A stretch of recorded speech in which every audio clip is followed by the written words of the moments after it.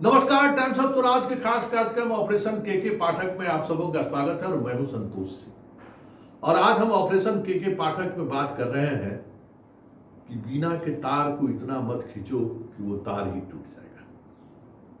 जी हां, हम बात के पाठक के उन तुगलकी फरमानों की कर रहे हैं जिस वजह से पूरे बिहार का एडमिनिस्ट्रेटिव सिस्टम कोलैप्स करने की स्थिति में पहुंच गया है। वाकई में स्थिति कमोबेश उसी दिशा की तरफ बढ़ रहा है। जिद की वजह से कई तरह की समस्याएं खड़ी हो रही है और वो समस्याएं इस कदर खड़ी हो रही है कि कुछ दिनों के बाद इनके बातों को अनसुना करने लगे एडमिनिस्ट्रेशन, तो कोई बड़ी बात नहीं। देखिए, एक से एक निर्णय कैसे इनको बदलना पड़ा है, जरा देखिए। फिर भी ये आदत से लाचार है। भाई, आप सुधार का कार्यक्रम कर रहे हैं, सब लोग आपके साथ, लेकिन इसका ये मतलब नहीं है कि उस सुधार के कार्यक्रम में पागलपन की हद पार कर दें। याद करिए, छुट्टी कैंसिल किए, बीजेपी हंगामा शुरू किया, आप उसको वापस दीजिए। रद्द करने की बात क्या थी? आपके पास न पढ़ाने के लिए इंफ्रास्ट्रक्चर है, न आपके पास टीचर है। आप स्टूडेंट को बुला लिए, हालात ये है कि कहीं बैठने की व्यवस्था नहीं है। वो स्टूडेंट के लिए बहुत मुश्किल है वहां पे चीजों को समझना। आप उसका अंदाजा आपको नहीं है। जो लड़कियां बाहर कोचिंग कर रहे थे, लड़के बाहर कोचिंग कर रहे थे मेडिकल और इंजीनियरिंग को, जो 75% आपने अटेंडेंस अनिवार्य किया है, इस वजह से कितने गार्जियनों को अपने बच्चों को वहां से वापस लौटाना पड़ा है गांव। और वहां हालात है कि आपके पास टीचर नहीं है, आप पढ़ाने की स्थिति में नहीं है। आप ये भी समझने को तैयार नहीं है, जिद पर अड़े हुए हैं। कॉलेज में भी कह रहे हैं कि 3 दिन गायब रहे तो उसका नाम काट दीजिए। अरे आप वहां, कॉलेज क्या है, स्कूल क्या है? जब तक पढ़ने पढ़ाने का माहौल नहीं होगा, कौन जाएगा आपके यहां? आप फर्जी डिग्री बांट रहे थे, बांट लीजिए, टॉप कराइए, उससे कोई मतलब नहीं। ये सारी चीजें जो है, ये तुगलकी फरमान अब लगने लगा है। छुट्टी आपको वापस लेना पड़ा। अब दशहरा के दौरान हम ट्रेनिंग करेंगे, अब लीजिए।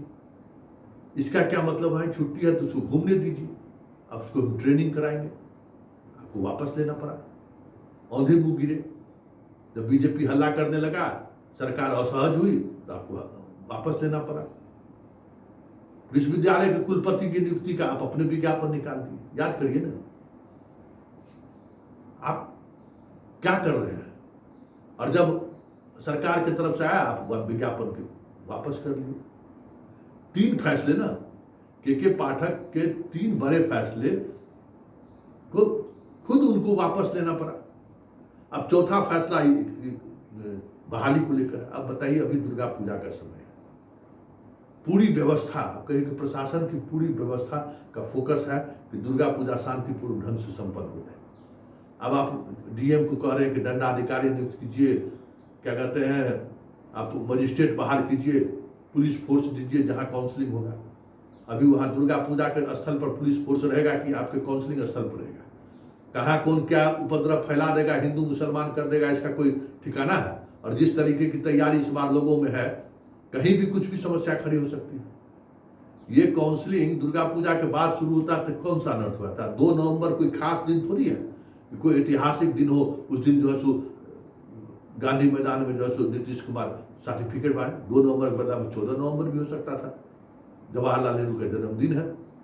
किसी भी दिन आप कर सकते थे। लेकिन ये जो पागलपन है, ये जो जिद है, इस जिद की वजह से पूरे एडमिनिस्ट्रेटिव सिस्टम में कह सकते हैं कि पाठक को लेकर एक अलग तरीके के नजरिया डेवलप होने लगी, नकारात्मक चीजें सामने आने लगी। कई जिलों के डीएम एसपी से हमारी बात हो रही थी, बहुत ही असहज था और अब डिसओबे करने की स्थिति में आ गए कि कोई मतलब नहीं है।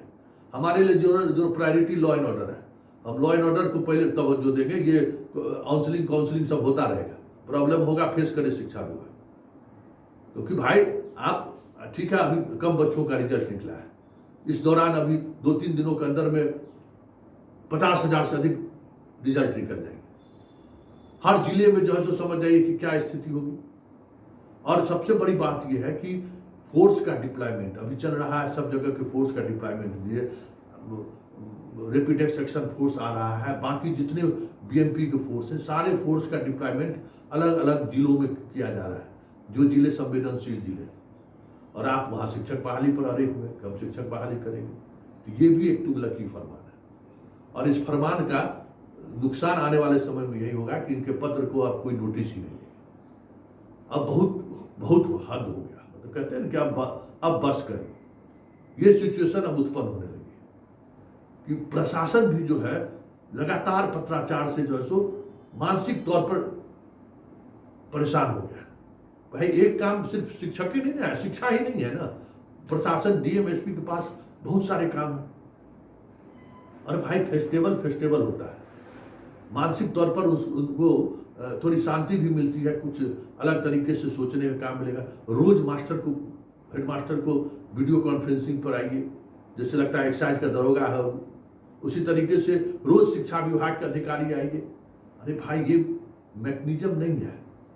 आप कहते हैं कि हम एक सिस्टम डेवलप करते हैं, क्या सिस्टम डेवलप करें? सिस्टम डेवलप करना है कि स्कूल में कैसे पढ़ाई हो, कैसे बच्चे पहुंचे तो उनको पढ़ाई। देखिए सब जगह से अब हालात फिर से वही पुराने धरने पर जाना शुरू हो गया है, फोन आनी शुरू हो गई है कि फिर मास्टर सब 12 बजे के बाद भेंट नहीं दे रहा है, कह दे रहा है, चल दे रहा है, मोबाइल छोड़ दे रहा है, कॉलेज में स्कूल में मोबाइल छोड़ दे रहा है।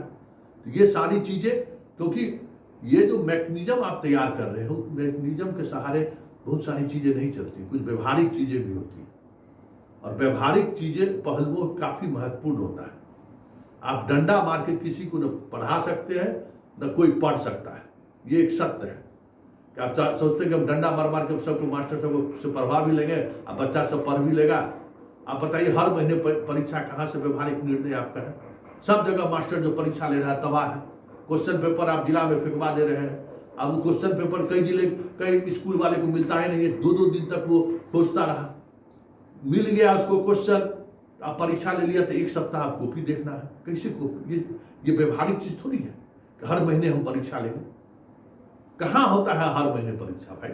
इंटरनल परीक्षा कहिए लेने के लिए, प्रश्न पत्र छपेगा पटना में, और पटना से जो सारे विद्यालय के लिए प्रश्न पत्र पटना से रवाना होगा, और पटना से जो रवानगी होगी तो आनंद किशोर जी का कुछ कहना ही नहीं है, जिला मुख्यालय तो उसको डंप कर देंगे।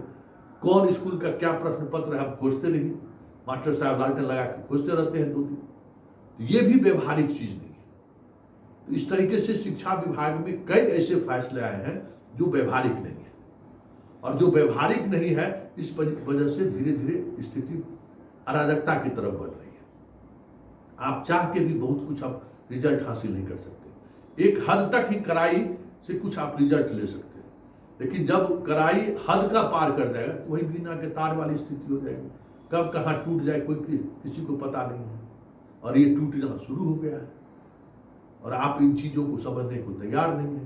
तो जब आप समझने को तैयार नहीं है तो फिर क्या होगा? सरकार के पास क्या है? सरकार तो फिर अपने तरीके से चलती है। नीतीश कुमार के शासनकाल में ये जरूर है कि जो काम करने वाले अधिकारी हैं उनको मैक्सिमम छूट जरूर देते हैं नीतीश कुमार, ये खासियत है। लाख आलोचना आप कर लीजिए, लेकिन एक लेवल तक, हाईएस्ट लेवल आप कह सकते हैं, उस लेवल तक वो छूट देता है, चाहे वो जिला में एसपी हो या डीएम हो। बहुत कम मामले में सरकार सीधे हस्तक्षेप करती है, बहुत कम ऐसे मामले। लेकिन अब इस तरीके से क्रैश वाली स्थिति हो जाएगी, क्योंकि एक तरफ ठीक है सरकार के पास शिक्षा व्यवस्था की प्रायोरिटी में नंबर 1 पर है, लेकिन दुर्गा पूजा शांतिपूर्वक ढंग से संपन्न हो, ये उससे बड़ी प्रायोरिटी है। क्योंकि जिस तरीके का माहौल बनाया जा रहा है, आप छुट्टी रद्द किए, उसको कॉमनल एंगल देने की कोशिश हुई बीजेपी के द्वारा, और बहुत कोशिश हुई। इसी तरीके से आप दुर्गा पूजा के दौरान आप जो ट्रेनिंग करा रहे थे उसको भी कॉमनल एंगल देने की कोशिश हुई, और एक माहौल बनाया गया, कॉमनल माहौल बनाया गया कि सरकार हिंदू विरोधी है। ऐसे में इसका इम्पैक्ट ग्राउंड जीरो पर भी पड़ रहा है कि सरकार हिंदू विरोधी है। और अभी दुर्गा पूजा है, कहाँ कब किस तरीके से बवाल हो जाए इसकी कोई देख नहीं आया है। ऐसे में एक ये फोकस अगर डिस्ट्रिक्ट एडमिनिस्ट्रेशन के सामने मिलेगा, सरकार का ये फोकस रहेगा कि हमको रिजल्ट निकालना है और ज्वाइन कराना है, उनकी काउंसलिंग करनी है, तो ये फोकस जो मेन फोकस है लॉ एंड ऑर्डर को लेकर, वो फोकस कहीं ना कहीं भ्रमित हो सकता है। और ऐसे में बहुत कहीं भी कुछ भी घटनाएं घट सकती हैं, क्योंकि प्रशासन का अगर काम करने का जो तरीका है वो अगर डिफोकस हुआ तो फिर समस्या ऐसी उत्पन्न होती है। इसलिए पाठक जी तार को उतना मत खींचिए, नहीं तो बहुत मुश्किल हो जाएगा। बहुत बातें अब धीरे धीरे आपकी अनसुनी होनी शुरू हो गई है, और एक दौर में ऐसा आएगा कि आप डंडा चलाते रहेंगे, चिल्लाते रहेंगे। ये शिक्षा विभाग है, ये एक्साइज डिपार्टमेंट नहीं है, जो आप बहुत ज़्यादा प्रयोग जो कर रहे हैं उसको अब विराम का वक्त आ गया है।